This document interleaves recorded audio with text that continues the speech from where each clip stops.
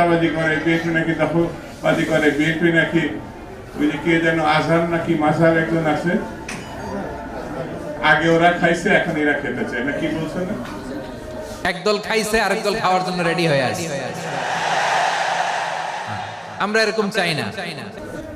ভাইরে, রাজনীতি করবেন স্বনামে আসে, আড়াইলে আপনার লাগে রাজনীতি করেন। ভিডিওটা শেয়ার করেন, অত্যন্ত গুরুত্বপূর্ণ। ভিডিওটা শেয়ার করেন, আপনাদের কাছে আমি অনুরোধ করছি লাইভের শুরুতে ভিডিওটা শেয়ার করেন। এই মাদ্রাসার মাটির প্রয়োজন, আজকে আমরা অনেকদিন ধরে মাটির প্রয়োজন। আমি আমার সামনে মাহফিল আসতেছে, মাটি পালাবো, এই জন্য আমি গতকালকে একজন আমারে মাদ্রাসার জন্য মাটি দিছে। এক ভাই বলছে যে আমার জমির থেকে আপনি মাটি আনেন, আমি আপনার মাদ্রাসায় মাটি দান করছি, আপনার মাটি ফালান। এখন আমার প্রশ্ন হইলো, একজনে আমার মাদ্রাসায় দান করছে মাটি, সেই মাটি আমার মাদ্রাসায় ফালাবো, এখানে আমি চাঁদা দিতে হবে কেন?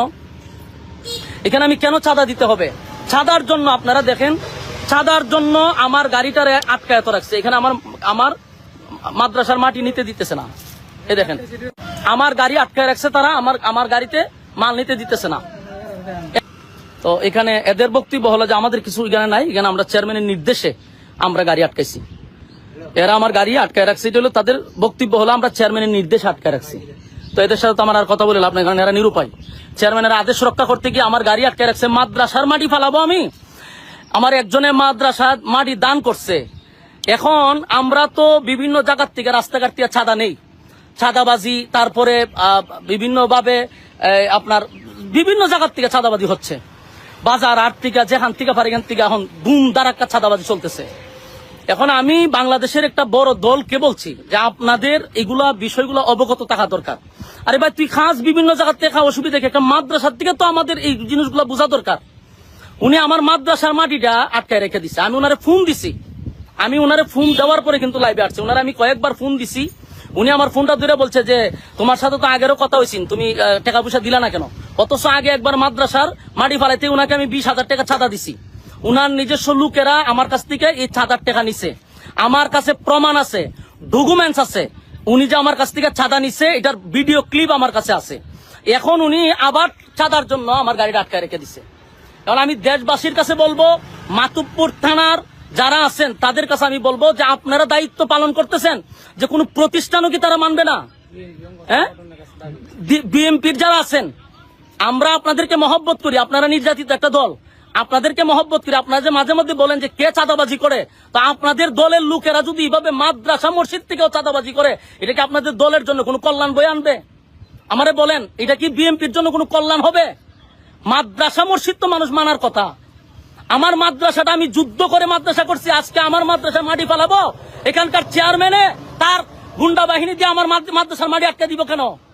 আমি বারবার অনুরোধ করছি আমার মাদ্রাসা এটা ছেড়ে দেন। এরপরে এরা বলতেছে এটা চেয়ারম্যানের নির্দেশ, মাটি ছাড়া হবে না। 2টা গাড়ি আমার সকাল থেকে আটকে রাখছে, আমি আমাদেরকে বেতন দিতে হবে না? 2 গাড়ি আমার আটকে রেখে দিছে, কোনো কথা তারা শুনতে রাজি না। টাকা দিব, তারপরে তারা মাটি ছাড়বে।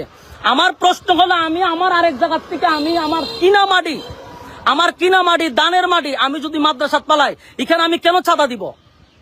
কেন চাঁদা দিব? আমি মাতুব্বর সমস্ত বিএনপির যারা আছেন তাদেরকে অবগত করছি, এটা আপনাদের জন্য কোনো দিন শুভ হবে না। এটা আপনাদের জন্য বড় ধরনের একটা ক্ষতি হয়ে দাঁড়াবে। আমি আপনাদেরকে এটা অবগত করার জন্য বিএনপির যারা আছেন মাতুব্বর থানার, আপনাদের কাছে আমি বিচার দিলাম।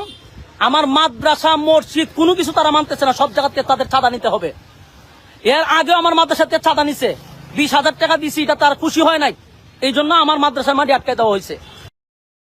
বিএনপি চাঁদাবাজি করছে, দখলদারি করছে। আরে ভাই, আপনি এসব প্রমাণ করে দেখান যে বিএনপি কোথাও চাঁদাবাজি বা দখলদারি করছে। এটা আপনাদের বানানো একটি খেলা, আমরা এটা বুঝি। আমি দৃঢ়ভাবে বলতে চাই, বিএনপির ভারপ্রাপ্ত চেয়ারম্যান জনাব তারেক রহমানের নেতৃত্বে বাংলাদেশে কোন বিএনপির কোন নেতা কোন চাঁদাবাজি, দখলদারি, লুটতরাজ করার কোন সুযোগ নাই। আপনার আলেম ওলামা সহ্য হয় না, আপনার কাদিয়ানীদেরকে সহ্য হয়, এটাই প্রমাণ করে আপনি কাদিয়ানীদের দালাল। ইসলামের প্রচার আর প্রসারকে নাম দিয়েছে মোল্লাতন্ত্র। এরা কাদের লেজে পাড়া দিয়ে ক্ষমতায় গিয়েছে সবার জানা আছে, চিল্লায় বলেন ঠিক কিনা? তার জামিনের লোকজন তাহাজ্জুদ পড়ে দোয়া করে, আল্লাহ ঘরে ঘরে আহমদ শফি দাও, ঘরে ঘরে আল্লামা সাইদি দাও। আমরা চাই স্বাধীন সার্বভৌম বাংলাদেশ। আমরা চাই দুর্নীতিমুক্ত বাংলাদেশ।